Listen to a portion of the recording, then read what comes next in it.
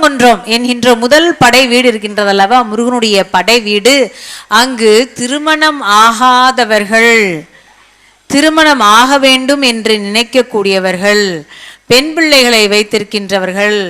நல்ல உத்தமமான ஆண் பிள்ளைகளை வைத்திருக்கின்ற பெரியோர்கள், நல்ல சிறப்பாக என் பிள்ளை படிச்சிருக்கான், நல்ல வேலைக்கு போகிறான், பார்க்க லட்சணமாக இருக்கான், என் வீட்டுக்கு நல்ல குலப்பெண் இன்னும் வாய்க்கவில்லையே என்று நினைக்கக்கூடியவர்கள், அல்லது என் பெண்